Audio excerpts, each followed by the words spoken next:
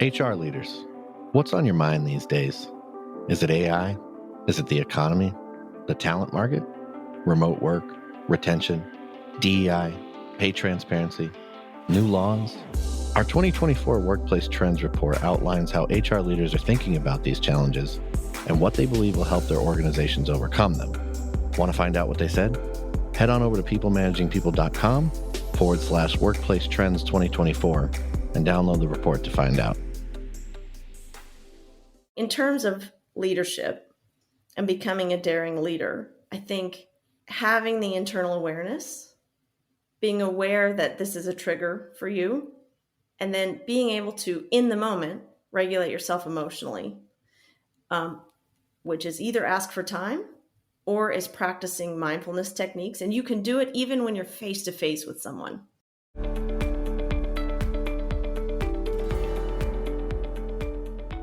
Welcome to the People Managing People podcast. We're on a mission to build a better world of work and to help you build happy, productive workplaces.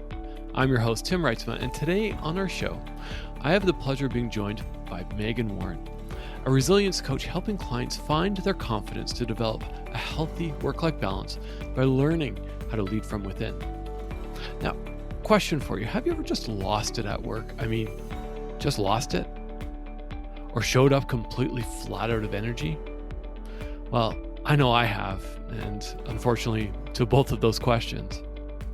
But in this episode, you will learn the importance of taking a pause, getting grounded, and showing up with the energy you need to lead. Hi, Megan. It's such a pleasure to have you on the People Managing People podcast. It's been a bit of a journey to get us here, but I am so looking forward to our conversation today. So welcome. Well, it's a joy to be here. Thanks very much for having me. Yeah, before we get into it, why don't you tell our listeners a little bit about yourself and about what you're up to? Sure. So I am an emotional resilience coach, and most recently I've been focusing a lot on clients who are struggling with overwhelm and burnout. And I think, a lot of us are seeing that the system is really set up in kind of an inverse quantity over quality almost, where you go to work and you are faced with this task list that you're not going to get through. And so you walk in feeling like a failure. You walk out feeling like a failure because you're measuring, your worth based on how far you got through that task list. And it's impossible because with the amount of work we have, a lot of those organizations are just not properly resourced. For one reason or another. And so even the best and the brightest are walking out and waking up in the morning wishing that it would be different. And so I work with folks to kind of, how do you handle that and how do you get through it? So that's a little bit about my business. Mm-hmm. I'm from the US, but I currently live in Switzerland. And I've been here about 12 years. And I've been doing a lot of work with different UN agencies and individual clients as well. So we're going to have a great conversation today about leadership, all things leadership, daring leadership, self-leadership. But before we get into that vein of the conversation, there's two questions I want to ask. One is, what does it mean to be a leader? Well, that's actually a great question. I would say at the heart of great leadership is connection. Connection first to yourself and then connection with others. Because a lot of people can set up a business, whether it's a small business, whether it's scaled, whether it's thousands of employees. And it takes a certain skill set that you can go to school and learn, forecasting, analyzing, and you can get that all set up. But not every leader can walk in and connect with people, because people are your assets. They're the heart of the business. And so if you can create a connection with them, you inspire them, you transform your business. It's incredible. And to do that, I very much believe that you have to create a connection within yourself as well. It starts with self, absolutely. And I heard a saying recently on a webinar. It says, if we belong, we stay. If we don't, we leave. And I think that really embodies the essence of connection. part of connection is feeling that sense of belonging. So I'm Yeah. sure we're going to touch on that a little bit more. But the second question that I always like to ask, it's always on top of my mind, is when you hear the phrase "build a better world of work," what comes to mind? I think two things come to mind. The first thing that comes to mind is lifestyle. We spend so much of our lives at work that I think it kind of ought to be a place where we want to be, right? And Yeah. so how do you do that? Well, it's tapping into and touching people's humanity. And I think you do that again through connection, through really listening to people, through hearing them. And to do that, I go back to my original point, which is you have to be connected to yourself. But I think where we can develop relationships that go beyond the 9 to 5 at work and really connect to the humanity, to understand that I'm a mother, you're a father, and see those other pieces, because we walk into work and a lot of times we're flat. And so to be able to see that 360-degree view of a person and understand all the different pieces that make them up, well, then I think when the conflicts come up at work, it's much easier to work through them. Mm-hmm. So I would say, because we spend our lives there, let's change the way that we connect at work and make it a place where we want to engage and we want to bring our energy and show up. And we're excited to walk in those doors in the morning. Yeah, whether it's physical doors or virtual doors, it still has to be a place where we want to show up, where Exactly. we're excited to get out of bed every morning and show up. And so this kind of really leads into kind of the conversation about daring leadership and self-leadership. And I think that's where we're going to spend some time. But there's a lot of struggles that we're facing right now. You know, we talk about this place that we want to show up, and you know, there may be some struggles that we're feeling now, like lack of motivation, you know, coping with an unbearable workload, complaints, and negative work culture. Man, we could spend a whole hour talking about that. So how do we navigate through these struggles? Well, I mean, I think there's several different things that you can do to navigate through those struggles. And I think the top thing is to be aware of the struggle itself. So, in other words, when you walk into work, a lot of us almost shut off in many ways, right? You turn one part of your brain off, you turn the work brain on, and then you go in and you just start your activities. And a lot of people are on total autopilot when they go in, they get the coffee, and then they sit down at their desk. Now that's changed. You go in your kitchen, you get your coffee, you sit down, but the same thing, until you've done that and you're in that thing, you're on autopilot, and then you turn your work brain on and you're not aware of what's going on. So maybe you had a fight with your partner that morning, or maybe your child's sick and you're worried about them. There could be a myriad of things that happen, and when you walk in that door, virtual or real, you turn on that screen, you enter that world of work, you don't leave those things behind. They come to work with you, and they influence every single thing you do at work, even though you might not be aware of it. And so the more aware you can become, the better off you are, because that's where you're able to begin to emotionally regulate, which is one of the key pieces that you need for leadership. Yeah, emotional regulation. Maybe we should have recorded this yesterday, because I could have used that where, there was there was just a conversation where, I'd let my emotions get the better of me. And I woke up this morning and I messaged this person and said, hey, we need to have a conversation, and I need to apologize for letting my emotions get the best of me. And I did some reflection and realized it was late in the afternoon. I hadn't eaten anything all day. I was just maybe overwhelmed with what was going on. But that emotional regulation is so important. I read an article recently in Forbes, and I'll have to look it up because I don't remember the study that they cited, but the study indicated that we spend more than 4 hours a day regulating our emotions, putting all of that energy in. And that's if we don't have any major conflicts that day. That's just in your average day to day, and you think about the amount of time and energy we put into that, if you could learn to do that kind of automatically and become good at it, then you save yourself a lot of time and energy, and you get that back to put into other areas of your life.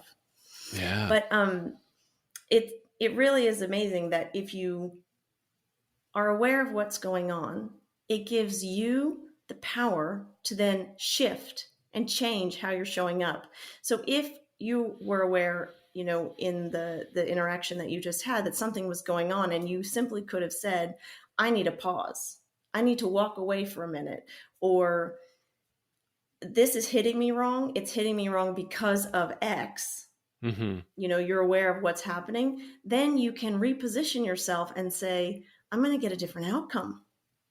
Because where you have the knee-jerk reaction, well, then it's really tricky, because you end up saying something or saying in a tone, and that sets the other person off. And so you get a bad reaction back, and then it just escalates. It snowballs. So where we can take a pause, take a breath, and reset, you change your outcome. You save yourself a lot of time and energy.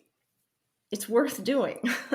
Yeah. As you're talking, I'm thinking about different scenarios, even throughout my career, where, when I first became a leader, had an opportunity to lead a team, man, I wish I met you years ago, because that advice right there is gold. So if you're listening to this podcast right there, just even practice that. If you feel your face getting flush, or your emotion kicking up a notch, or you're getting into an uncomfortable situation, just the power of taking that pause and saying, hey, I just need a pause. Can I digest this and get back to you? And it's powerful. I've used that recently in the last couple of months, where I felt like I was getting feedback and going, this is really not hitting me well. So I'm just going to take a pause. And do you mind if I just set up a meeting tomorrow and we can revisit this? And super powerful. And so we're diving right into just the components of self-leadership. But let's back that up a minute and talk about how lack of self-leadership makes a situation worse. Like I've just given an example, a very vulnerable example of how made a situation worse. But what are some things that you've seen in your coaching and consulting practice? Well, I'll tell you a personal story about my own experience before I dive into what I've seen with a couple of clients. And, just like you, this is something that I wish I knew a few years ago, because I used to supervise a team of 20. And so when you come in and you're just having an off morning, you didn't sleep well, you had a fight with somebody, you're worried about finances, whatever it happens to be, or you've started a new project and you're worried about how that's going to go or the next step. And your mind's on that. And then all of a sudden you show up and you walk into a room full of 20 people, and you're supposed to inspire them. You're supposed to, instill confidence. So your energy walks in the door with you. And so if you didn't take that pause to reset, then that meeting, the outcome of that meeting is very different. And so the reason I say that is because I've actually experienced doing that. So I've walked in flat, and the meeting flatlined itself, right? And then the next time I took a pause, I took a breath. I actually listened to, you're going to laugh about this, John Cougar. I took a pause, I took a breath. I needed to get my energy up. So I listened to John Cougar Mellencamp's Hurt So Good, jumped around my office with the door closed. That was back when we were in the office. And went into the meeting. It was a very different place.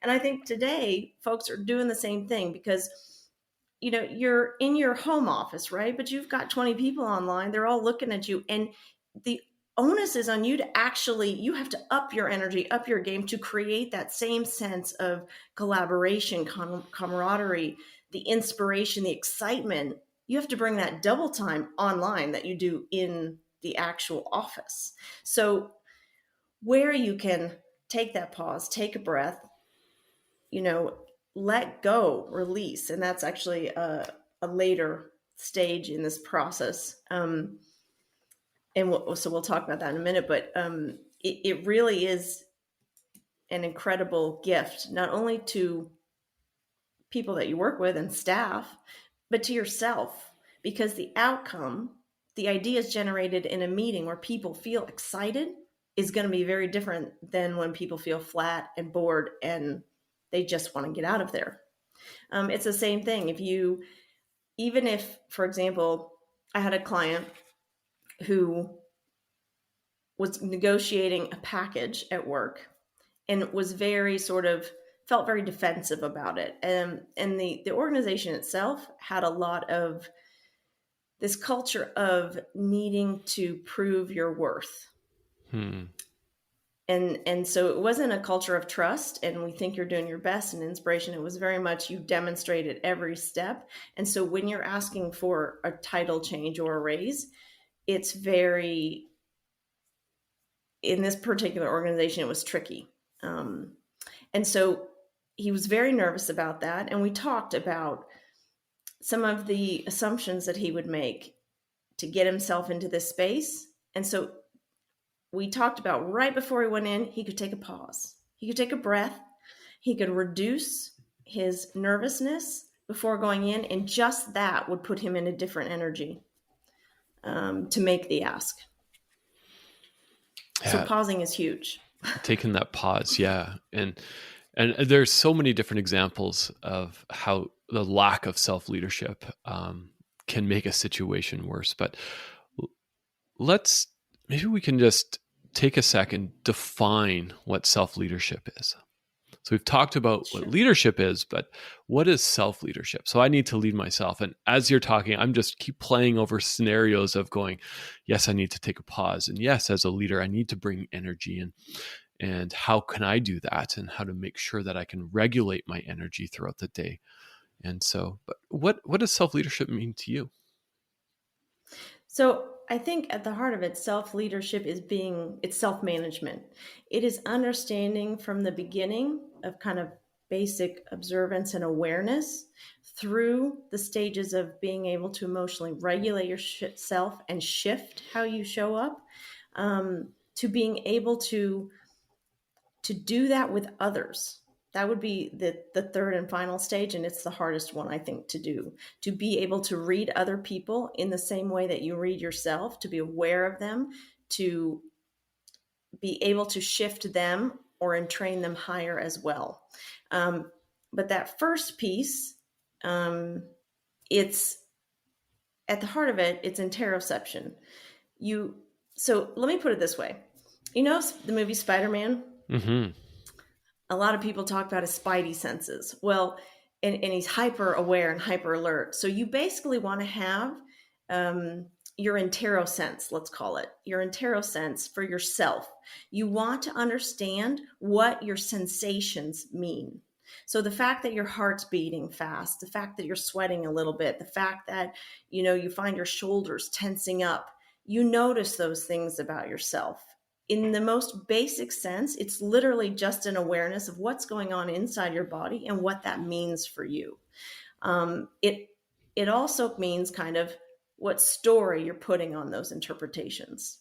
Because what's so interesting is that in the lab, when they hook you up to all the different machines, they cannot tell the difference between fear and excitement. They generate the same body response. It's arousal, essentially. So you sweat a little, your eyes dilate, your muscles tense, etc. They can't tell. So the only difference is the interpretation that you put on that. So the package of self-awareness is that you are in tune with your body. You understand what the sensations are coming. You understand that sensations are coming up and you're aware of them. And then you're aware of what interpretation you're applying to that. Because again, if you're applying excitement instead of fear, that leads to a very different outcome. You walk into a meeting fearful, you walk into a meeting excited. It's a different ballgame. A very different ballgame, right? It is about how, we often, it's how we show up. Are we showing up as leaders and using words that might be triggering to people, or we're using it in a tone that just puts people up, backs up against the wall? And there's a number of components in self-leadership and that you've defined, and I'd love to walk through those. And this, I've got my pen ready. And for those who are listening, well, maybe if you're listening in the car, you might want to pull over, but there's going to be some good mental notes to be had here. And because there are components of self-leadership to start becoming a daring leader. And Megan, let's dive into those. What are the components? So there are several different components. First one I already touched on was sort of that internal self-awareness. Mm-hmm. Another component is emotional regulation. And so within that, there are several different pieces. In terms of the internal awareness, it's at the core sensations. You're aware of what's going on. Then secondly, it's those thinking patterns or the thinking style that you put on those sensations. And then it's being able to take that information, and it's a whole different, like, you can be aware. That's the first stage. You can be aware that you're upset. You can be aware of where it came from and why. So let's say you get triggered when somebody walks into your office, and just, you mentioned tone of voice and the way that they present things. They come in and they say to you, well, you did a great job. You got all these done, but you missed this. And they're focused not on the 20 things that you did. They're focused on the one thing that you missed or that you haven't done because you were there until 10 o'clock last night. And there's no, hey, thanks for working late. We really appreciate that. Mm-hmm. It's for those who are salaried, I think it's just taken kind of for granted that the job is the job and the hours are not really something we focus on. Mm-hmm. So I think being able to take a breath in that moment, that pause that we said, either ask for time. Time is your best friend. You ask for time if you need it, or if you're able to take the breath and it actually calms your fight or flight, and I will probably in that moment say fight response, then if you're able to engage at that moment, great. So then what you want to do is realize that their tone of voice and the fact that they're seeing only the one thing you missed, well, that's going to trigger you. That's going to be a big, it's been something that you've been struggling with, let's say, for a while, where you don't feel appreciated, where you feel like things are taken for granted, where you feel like the amount of what you've accomplished you don't get credit for it. This is part and parcel of your job. It's your duty to do. And so you're going to be aware that is an issue for you. And then you're going to be able to respond with that knowledge in mind. And that's where the emotional regulation comes in. So maybe you do some different breathing techniques. And there's some different things that I can talk through there. But breathing is one of those key things that will really help turn off that fight or flight response and turn on the kind of curious side of the brain, the empathetic side that creates those connections with people. And so, once you kind of do that and you respond that way, you're getting a very different outcome.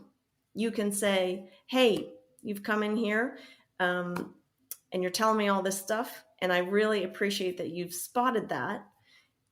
I would really like some acknowledgement of what I've worked on, but when you ask it in a nice way, instead of snapping off the handle about whatever it is, whatever response you would have to that, then essentially you're changing the game. And when you show up differently, because relationships are always an equation, right? You're a variable, the other person is a variable, and you get an outcome. So to change the outcome, you change your own variable because you have no control over the other person. So, but when you show up softer, different, patient, the other person feels the change in the space and change in the energy, and then they show up different and you get a very different outcome. So in terms of leadership and becoming a daring leader, I think having the internal awareness, being aware that this is a trigger for you, and then being able to, in the moment, regulate yourself emotionally, which is either ask for time or is practicing mindfulness techniques. And you can do it even when you're face to face with someone. So let's say you walk in my office, you've got a new project to dump on my team, and I am already feeling like, up to my neck with work. And I don't know exactly how I'm going to resource this amongst my team. And I know I'm going to get pushback, for those middle level managers. That's a lot of what they're facing is frustration from both sides sometimes, and they're stuck in the middle. So if you're in that situation, you put your feet on the ground and you literally focus just on your feet and how they feel. You notice how your feet feel inside your socks or your tights, whatever it happens to be that you're wearing. If you're at home, maybe you're barefoot, right? So how does the carpet feel under your feet?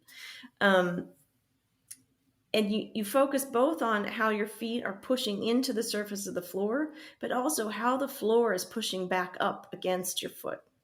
And that juxtaposition or that contrast is important because your mind has to focus more on that contrast or that conflict there.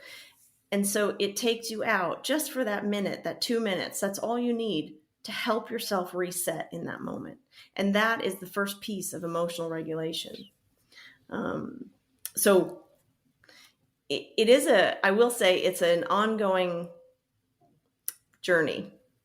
So yeah, as you're talking, I've actually straightened my feet out, underneath my chair and was thinking about this because I don't know about you or our listeners today, but I often catch myself just doing even just shallow breaths, and then I feel a heightened sense of anxiety, and I just kind of do a little bit of quick self-reflection and go, I haven't taken actual deep breath, like a big belly breath in a long time. Maybe it's hours. Maybe I'm just breathing like, really shallow.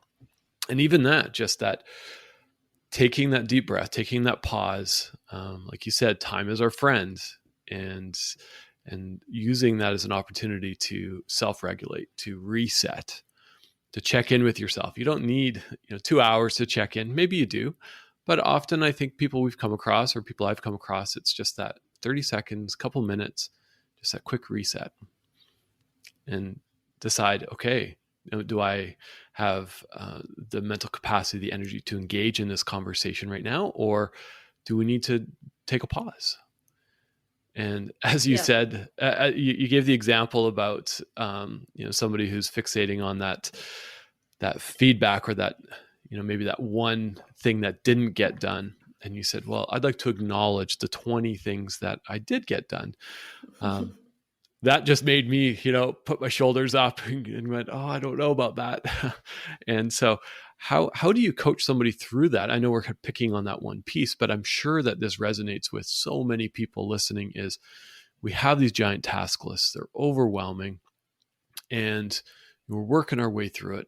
And it's just that one thing that didn't get done or didn't get done well that always gets picked on. So how do we,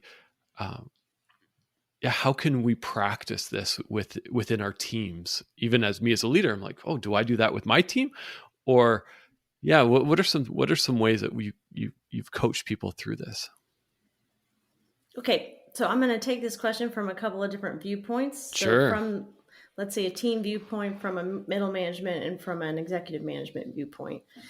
So starting with the team viewpoint, if you're in a situation where you're doing a lot of work and you're feeling like it's not being recognized, I think one of the things to do is that's really important, and this works at every level, is to measure your worth by your progress, right?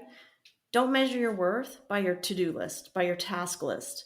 You will be forever looking up that mountain, and you sometimes have no control over how big that mountain is getting. Because, you walk in and you've got the energy, you're ready to go, you're going to work. And yet all of a sudden you've got 7 meetings. How do you get any work done when you've got 7 meetings on your agenda? And beyond that, other people are giving work, right? And you walk out of each meeting with more to-dos. And so by the end of the day, your list was longer than when you started. And so you walk home feeling like a failure. One thing will be look backwards. Always look backwards. Look down to see how far you are up the mountain, because the mountain of work that is under your feet is amazing. And it's really cool. I think from a middle management point of view, it's to do that same process for yourself. You actually, as a middle manager, are really stuck in between a rock and a hard place, because you've got staff who you may want to support, right? If you're being a really daring leader, you want to create an environment where your staff thrive. And to do that gargantuan workload, that's a tricky balance, because you've also got executive management and the organization and the board and the whatever shareholders who want these things done. And so from that point of view, you need to do that for yourself. Look down at the progress that you've made. When your team member comes in and you're going to assign them a new project, and you know that they're not going to love it because they've got too much on their plate, and or they didn't do this one thing and it was a big thing, right? Sometimes that happens, where they did do 20 things, but they didn't do the one thing that really counted. Somehow the priority got mixed up. And I think it's very much structuring how you deliver it, right? Because you want to create a situation where your staff are going to be able to give their best. And to do that, you can either lead by praise and encouragement, or you can lead by fear. And a lot of folks lead by fear because they think if they don't scare the crap out of somebody, they're not going to get it done on time. But that's not necessarily true. In fact, that fear sparks a stress response in your employee, in your staff, so that if for any reason their executive function was having trouble with prioritizing, you haven't sat them down and helped them. You haven't mentored them. And I do very much realize that that is a huge weight on a manager, because you've got a job to do. You've also got maybe 20 other people to manage. And then you've got this one staff person who, when you hired them, you thought they already knew how to prioritize. But you never taking the time to sit down and understand what happened in the moment is very important. So you go in, you recognize, you give thanks for all the work that they did, because you are thankful, right? And Absolutely. that little amount of gratitude goes so far. And then you've started to create that situation of security for them. Their stress response is not turned off, and the brain that helps them learn, that helps them engage, well, that's open, it's active. Their parasympathetic nervous system is on. That's what they're leading with. So when you go in and you say, hey, this was an issue, they're not going to be blocked. When your stress response is on, you sometimes block things out. So for example, they have measured in labs that people's vision is 180 degrees of peripheral vision, 180 degrees, but under stress, it narrows significantly. So you get a lot of those courtroom dramas where it's the somebody didn't see somebody, et cetera. And how could that even happen? But it actually physically can happen. And so I think one of the things to do is to make sure that that system doesn't turn on. And you do that by creating a safe space. So you could ask yourself, how would I want someone to help me understand that this was a priority and I didn't do the one thing that really influenced, or there was a cascade of things that happened. And so you create that safe space, and you do that before you address the one thing that they needed to do. And you need to help them understand, well, you need to understand actually first why they didn't prioritize it. And maybe it was because they had an incredible amount of stress somewhere. Somebody got COVID and they were worried about that and they just lost focus. And so, that's a one-off. How you address a one-off is going to be very different than how you address something that happens a lot over time. Something that's happening a lot over time may also have an easy fix but if you come down hard on them, you turn that stress response on, well, you're done. They're probably headed down to performance review and then out the door in a few years. And you've actually lost somebody who was a good part of the team. So you really want to be careful with how you handle that, and where you regulate your own emotions and you realize that they didn't do their job. I just got railed on because we didn't get these 4 projects done because they didn't get that in on time, because it's all connected, right? Again, everything is connection. You take a minute, you breathe, because your stress level going into the meeting might be high anyway. But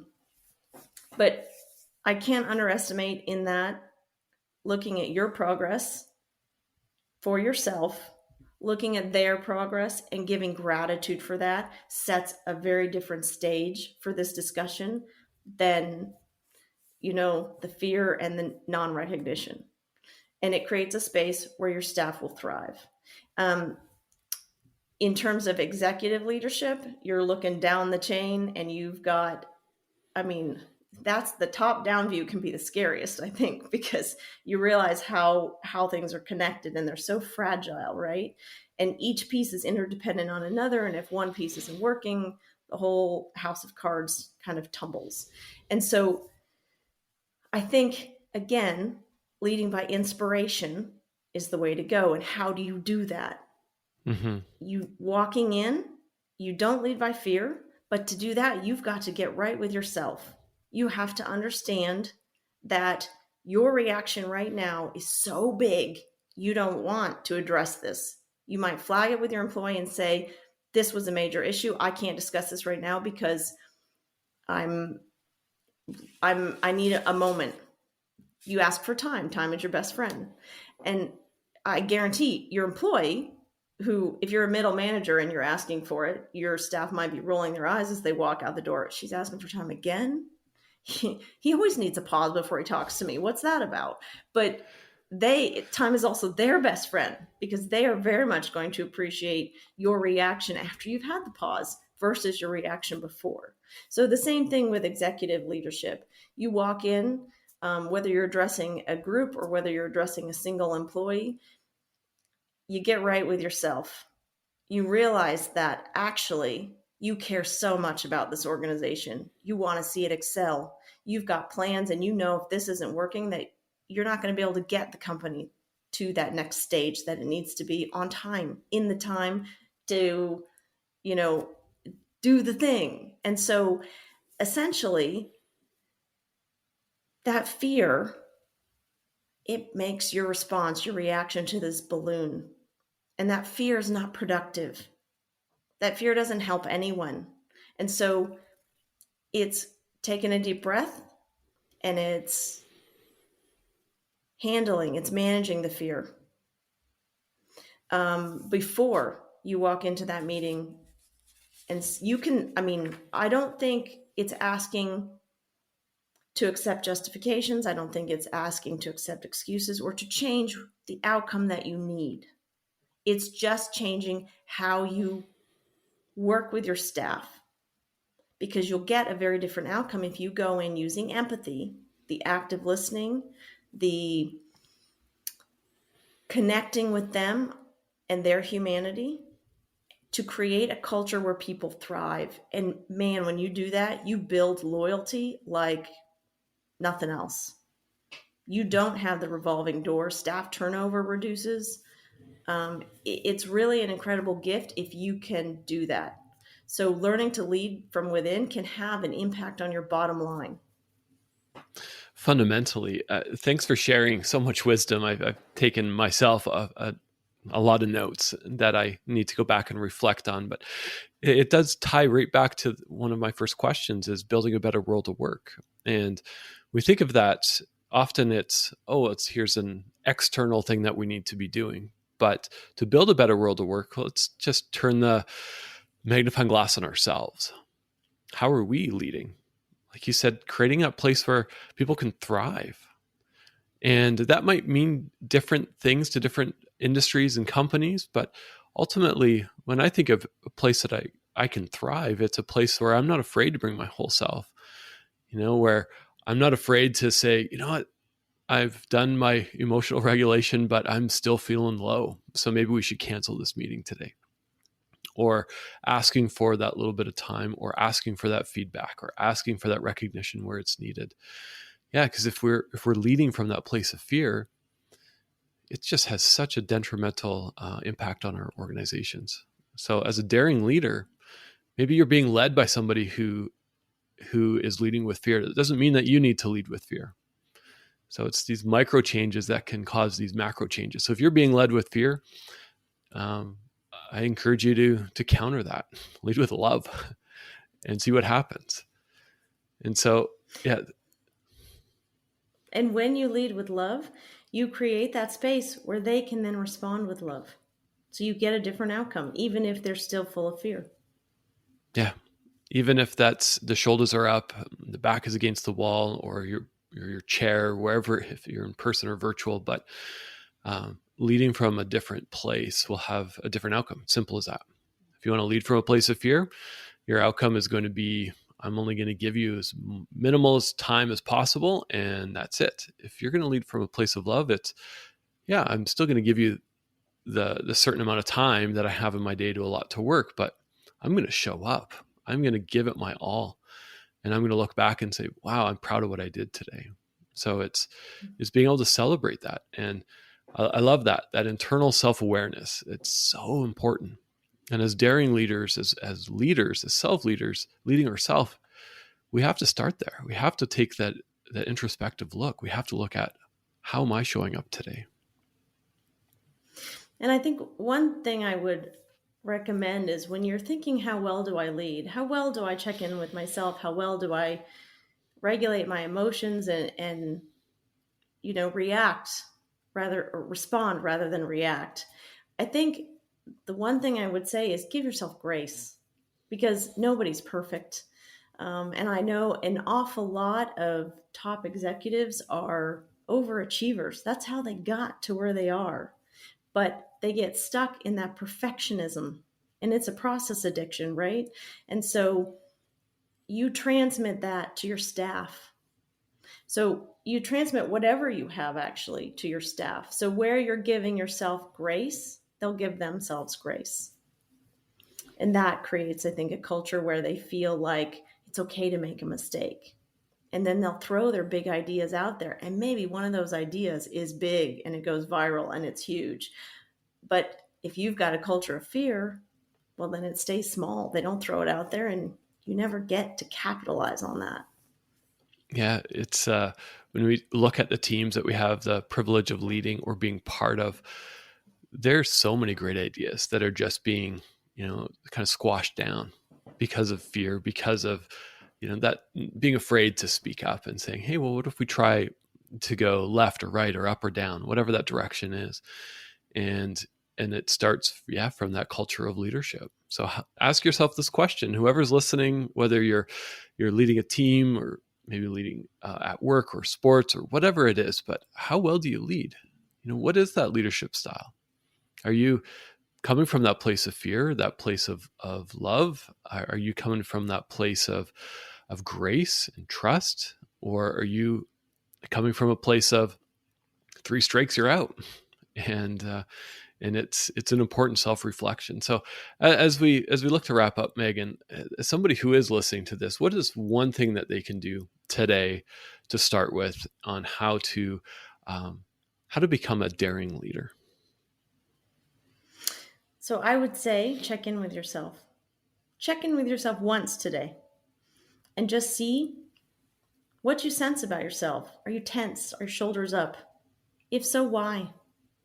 And then think through how that affects everything you do in that day, and take a pause and take a breath. It's powerful. Take a pause, take a breath before you click on that next online video meeting or open up that meeting room door. Take a pause, take a breath. And it's okay to be 30 seconds late if that's what you need to do, is put your feet on the ground and ground yourself. And so I thank you so much, Megan, for sharing your insights, your wisdom. I know I have a lot of reflection to do myself, and I've got a lot of takeaways from our conversation today. So thank you for coming on. It was great to be here. I really appreciated it. And I am a big proponent of changing some of our cultures within the world of work, because it's just, whenever I see executive leaders who are outstanding overachievers coming and they feel like failures and they're so full of fear and they're worried, it's just because they care so deeply.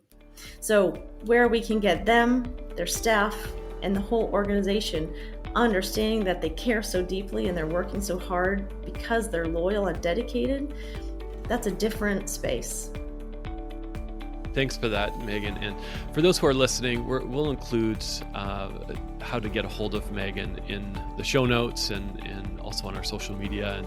And so I encourage you to follow Megan on social channels, and she's full of great insight. And again, thanks for coming on. And so also for those who are listening, we also love your feedback on our podcast. So if you have some feedback, let us know. That helps us grow as an organization and helps me as a host. But check us out on all your listening platforms, and we hope you have a great day. Thank you.